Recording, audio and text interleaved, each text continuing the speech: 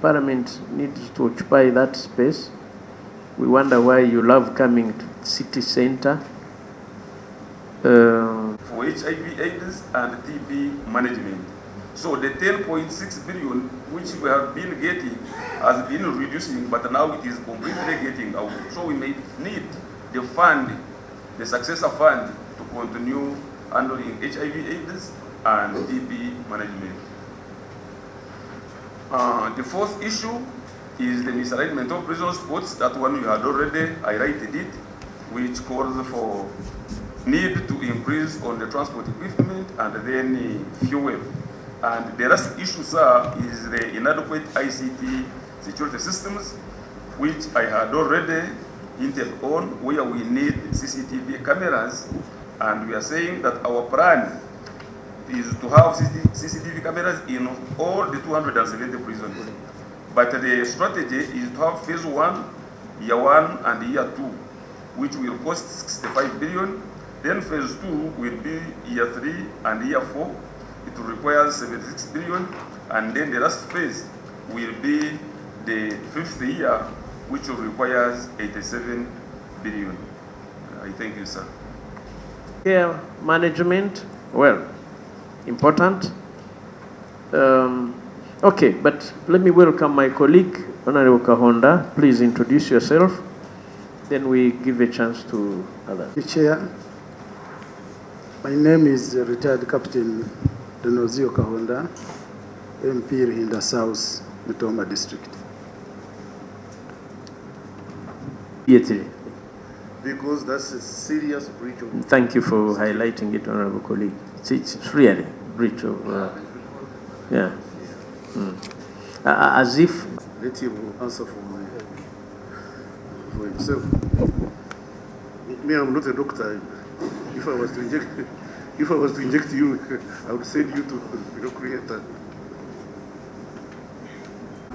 On the issue raised, prisoners being driven in the bus and at the petrol station, we apologize. It is a very big concern, and I don't think we would take it lightly with the officers concerned with that. 2, on the issue of the construction of the minimax prisons, we have a strategic plan for those minimax prisons, and the construction, we are going to phase them out.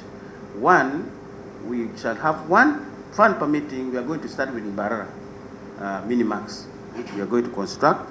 Then in Northern, we are going to have 1 in Lugore, because we look at where the areas with the big pieces of land. So another one will be in Mbarara. The first phase is going to be in Mbarara. Second one, and the third and the fourth, Gulu, Soroti, and Fort Poto, because that is the way to go. That in a one place we can contain all this. Now, on the issue of when we took over the former local administration prisons, most of them were at sub-county levels and were mainly owned by either the kingdoms or something like that, and of course the local government. And when the structures of those units, those holding cells, were so small and tiny, and but we have been improving on those structures, much as they don't belong to us, because we sort of have issues with those former local administration, some of them especially which are sitting on kingdom property. However, as we talk now, we have less than 13 of those kind of structures which are still having night bucket system. The rest, they're all being improved on with the waterborne toilets. So we are systematically removing them, and we are assuring you that come this year, we will not have. We had only been having that challenge because this property were not our property. We are just negotiating with the kingdom, see how we improve on those. Because you can also not inject too much on a property which is not yours. That you don't own. Because we don't own them. Okay. So government is going to put a lot of money to improve on those property which doesn't belong to us as government. However, we have done our best from the so many, because originally we had only 47 central government prisons, which was under our control, and all of them were doing very well. But when we took over the rest of the 200 and plus, we had to start systematically. But we promise, because it's a human rights issue, we cannot sit back and allow such things to continue. We have less than 13 now in the whole country. Thank you, Akena. We take your word, said it in front of the provided. Because prisoners in cells, especially, even convicts, after that they become better human beings and better Ugandans. Okay? So I think we are done with the women. So where do the kids end up? Suppose the kids are being abandoned by relatives, they don't come to collect them. Where do they end? I thought your question would be, do these mothers come? They have to be with these kids up to 18 months, according to the prison's rules and regulations. But when they reach the prisons with these kids, they don't want to release them, because even the condition that we give to them, minimum, favorable, is more better than when these kids are outside. Up to now, we are almost going up to 24 months. But as prisons, we always try to make sure that we make life a little bit better for these children. We have had babies centers in the main women prisons. We have them there. We provide them with the basics and everything. Yes, it's also true that a woman will come when she's pregnant. Mm-hmm. For instance, last night, we are all mature people. Last night, someone had meeting the husband or the friend, and a baby was inside. We don't know now, but she commits crime today, arrested by my colleague. So now, when they come to the prison, when they come to prison, I want to finish. When they come to prison, we have what we call pre-entry screening. Mm-hmm. The medical doctor is here. All women who come to the prison, on arrival, we have what we call pre-entry screening, including pregnancy tests. Right? Mm. Including pregnancy tests and all other health-related matters, HIV, AIDS, all these other things. We do this. TB and so on. So a woman now on 2 years murder charge, definitely she's going to give birth to a child while inside the prison. Mm. So there's no question about that.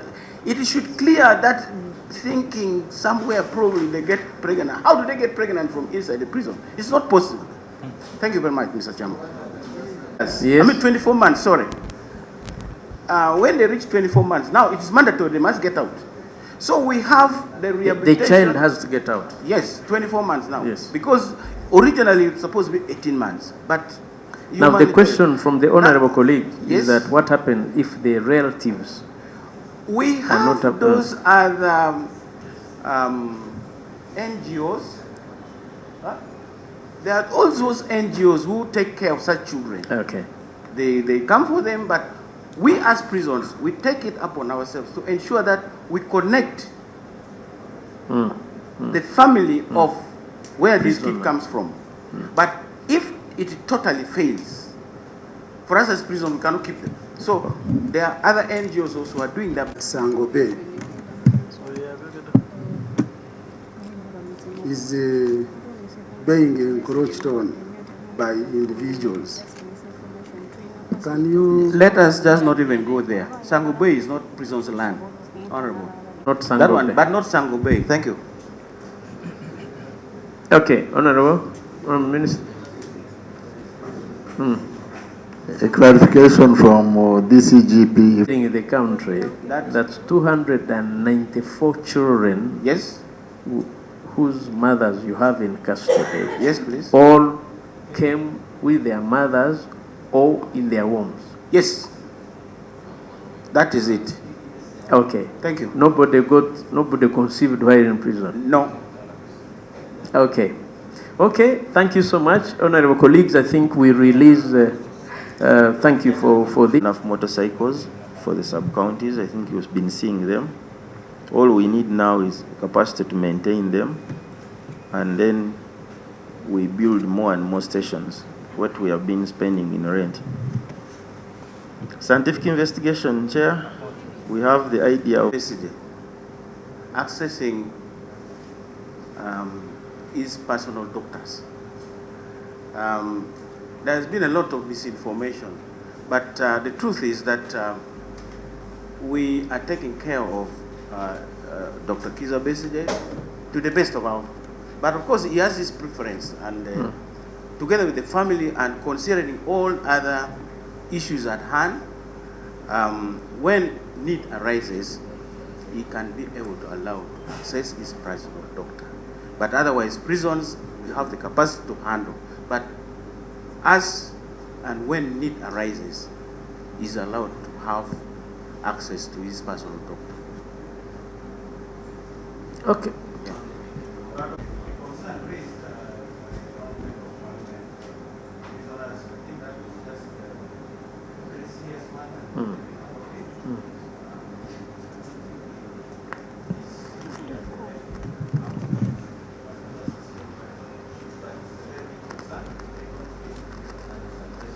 Is that microphone on?